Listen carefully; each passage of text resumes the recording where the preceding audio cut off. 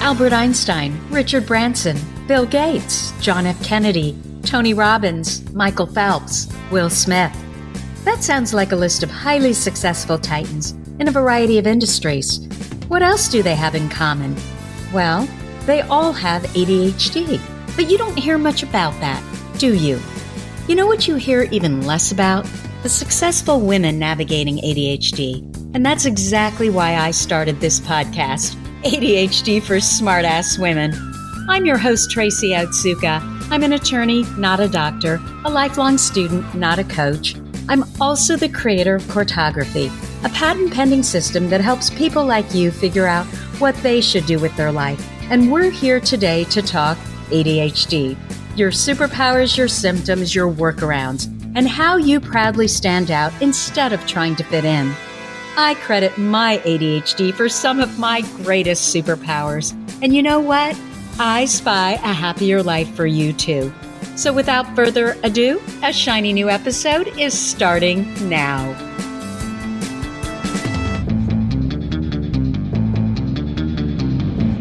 Hello, I am Tracy Otsuka, and I wanted to welcome you to episode 68 of ADHD for Smartass Women. I am going to start today by reading an Apple Podcast review from Karen Dwayne in the United States. I am so appreciative for your review, Karen, and so I want to acknowledge you. And here goes.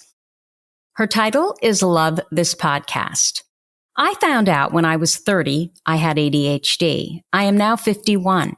I have been an employee at 2 mental health offices. I have worked 10 years at the current office. I have learned more about myself from this podcast than from any doctor or therapist. And believe me, I've seen many, either professionally or at work.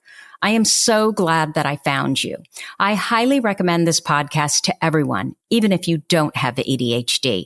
It will help you understand someone you know that has ADHD, or you just might realize that you may have ADHD.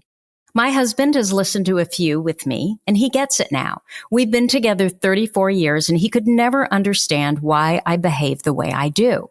For instance, how can I sit on the couch in tears, wanting to clean the house, but don't know where to start? He didn't understand when I would tell him, please, just tell me where to start. Or when I can't make a decision about something and I'm practically in tears begging him to make it for me. Otherwise, I'm going to spend hours or days, depending on what it is, to finally make that decision. He is not at all ADHD. He's very analytical. He's always into something. He's never had to study in school, and he's still got straight A's. He is always learning. There is nothing he can't do. If he doesn't know how, he reads about it or watches a YouTube video, and he knows. Therefore, he is truly dumbfounded when I am frozen on the couch because I don't know where to start. Now he is finally starting to understand. Thank you for doing this podcast. P.S. Having ADHD and OCD together makes life even more challenging. Thank you so much, Karen Dwayne, for your kind comments. I really appreciate the fact that you took the time to write your review and post it. So last week I did a podcast on my belief that everything starts with our thoughts. So we start with our thoughts, and then our thoughts control our feelings, our emotions. And based on what we're feeling, based on what our emotions are, that's what dictates our actions. And then based on how we act, we get certain results. So if you want to change your results, you start with changing your thoughts. And I applied it to everything that is going on in our world and our country right now with the coronavirus. I felt like maybe I complicated things a bit. So today I want to simplify, and I just want to talk about how to train your ADHD brain to deal with fear. And this is going to be a very short podcast, in part because I'm trying to make it very simple, because I want you to be able to apply this concept today if you're struggling with your emotions. Now, I've said it before, I'm a huge Abraham Hicks fan. You know, I've never considered myself to be particularly spiritual or about the woo. In fact, not at all. And I have to tell you again that when I first read about Abraham Hicks, even 5 chapters into the first book that I ever read of hers, I was thinking, this is kind of nuts.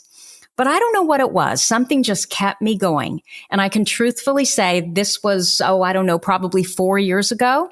And so today, what I can truthfully tell you is that Abraham Hicks has changed my brain. You know how I talk about neuroplasticity and how our brains can actively adapt and change throughout life? Well, Abraham Hicks has done that for me.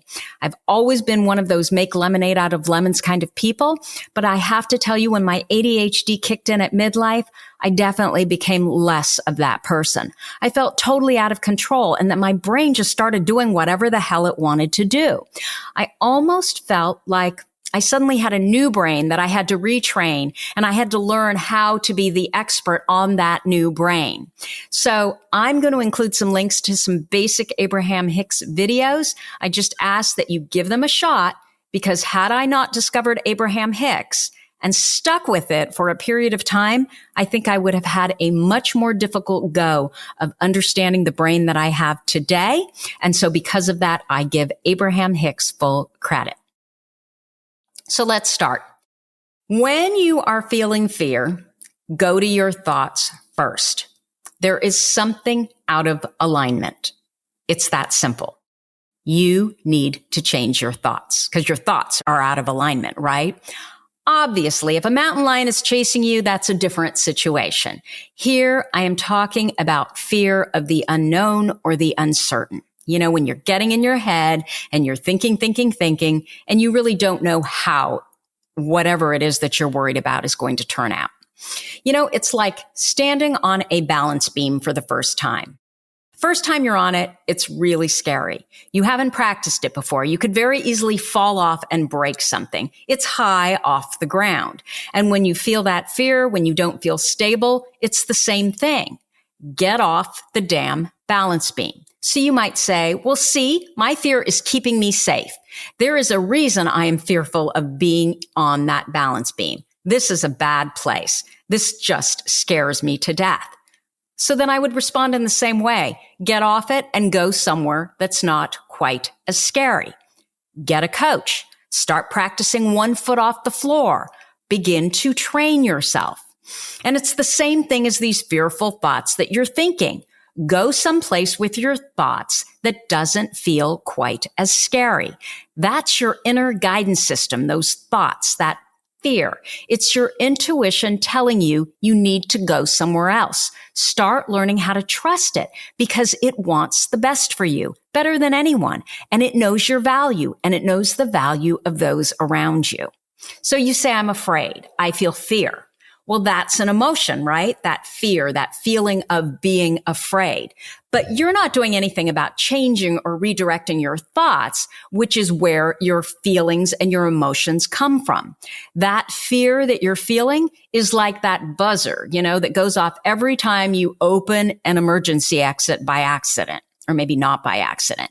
What that emergency exit buzzer is saying is you're going in the wrong direction. It's providing you guidance. So when you feel fear, go in the opposite direction of that feeling of fear. You have this internal rudder that's telling you what to do next. Pay attention to how you feel.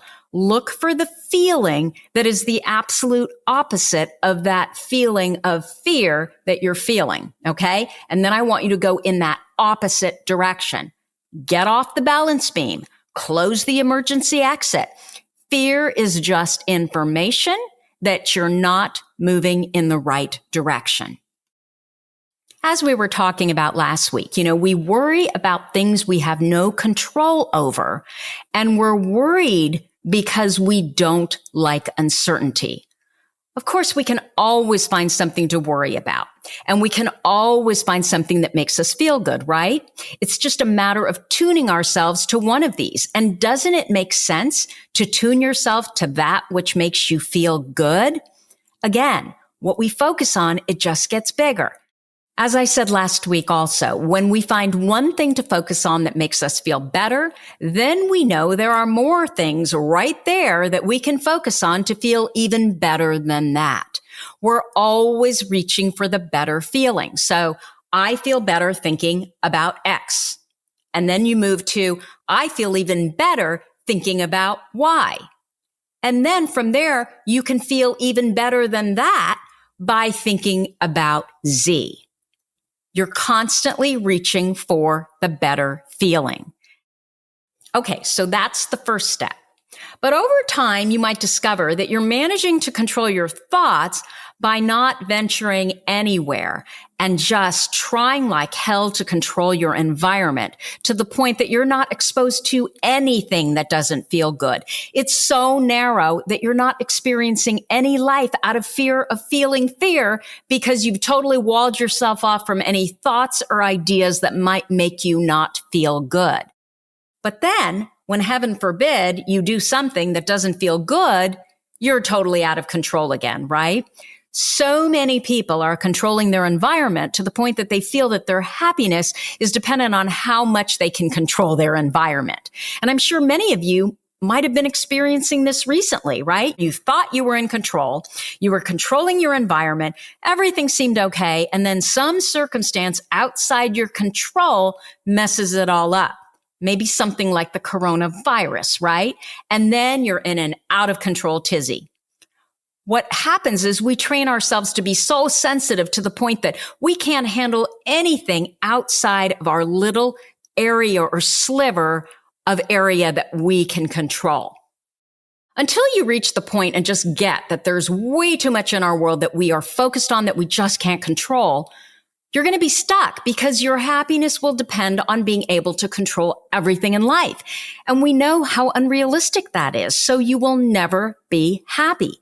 This is why you have to pay attention to what feels good until you have it so down that all you notice are the good things that are coming into your life. Pretty soon you'll be so good at it that that's all that you will see, all the good stuff. And then once you get there, you're going to start adding things that maybe they don't feel so good initially. Things like, hey, the coronavirus, right? And what I want you to do is I want you to take that circumstance and envision it into a thought that you feel better with. What you're doing is you're practicing this for when you'll really need it. So instead of looking at a circumstance and going right to the problems and the negative, you're going to take that circumstance and you're going to ask, what is the opportunity? Where can I find the positive emotion? Where can I feel good here in this circumstance? Because once you can find that one area to feel positive emotion in that new circumstance, that's when you will start having trained yourself to be able to find it in any circumstance. Circumstances, remember, are outside of your control. You're just going to keep reaching for that better feeling. And you're going to gain so much confidence from this new realization that no matter what the circumstance, you know how to always make yourself feel better, how to make yourself feel good. And I'm not being Pollyanna here. I understand that there are awful, yucky things that happen every minute of every hour of every day in the world. I'm just saying that I'm not going to fixate on those things with my thoughts because that's not going to fix the problem at all. In fact, it's going to make me less likely to be able to fix the problem because I'm going to be in total negative emotion. And I know how my ADHD brain works. I know how the ADHD brains work. Negative emotion does not motivate us to act on anything. First, we have to find the positive emotion. This is where you will start tapping into this understanding that it's all about the journey. And right now, you may not be able to see the path. But when you realize that it's all about the journey, you understand that you don't need to be certain of the outcome because you've already decided up front that it's all part of your journey and you trust that it will all work out, that it will all be just fine. Because you have trained yourself to feel positive emotion despite the circumstances. There is opportunity in every circumstance. I don't care what it is. And the only freedom you will ever experience is the freedom from negative emotion. And that doesn't mean removing yourself from all potentially bad experiences or circumstances. We know that that's impossible, right? Bad stuff just happens. What it means is training your brain so that it's capable of tuning yourself to what's good in every experience. And look around you at your friends and family. You totally know who is stuck in the doom and gloom and the sky is falling and the negative emotion mindset. And then you can see who's always looking for the opportunities, the learning experiences, the positive emotion, regardless of the circumstances. I want you to compare their results. From their results, you know what their thoughts were. It's hard to be around people who don't practice gratitude, who are always looking at the worst case scenario, who are trying to control everything, who live their lives in fear. You don't need to be part of all their negative emotion. And that starts with pulling yourself out of it and looking for those thoughts that feel good, and the rest will all fall into place. So that's what I have for you this week. As always, you're listening to ADHD for Smartass Women. If you like this podcast, please let us know by leaving us a review.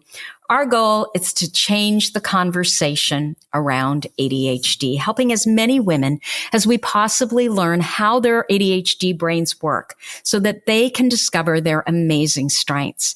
And your reviews really help in that regard. For me, they're like those little gold stars we used to get on our work when we were kids. One more thing. If you have a comment, a guest you'd like me to interview, or a topic idea for this podcast, you can go to my website at tracyotsuka.com and leave me an audio message, or reach out to me at tracy@tracyotsuka.com. Thank you so much for listening, and I'll see you next week. You've been listening to the ADHD for Smartass Women podcast. I'm your host, Tracy Otsuka, and we're available on iTunes, Stitcher, Spotify, and Google Play. If you liked what you heard, we sure would appreciate a review. And not coincidentally, ADHD for Smartass Women, well, that's also the name of our free Facebook group. Go look it up. We're a totally smartass community of successful, ambitious women who share our ADHD wins, questions, and workarounds. We'd love to have you join us. You can also find all my details over at tracyotsuka.com. Don't forget, I spy a happier life for us, and I'll see you again next week.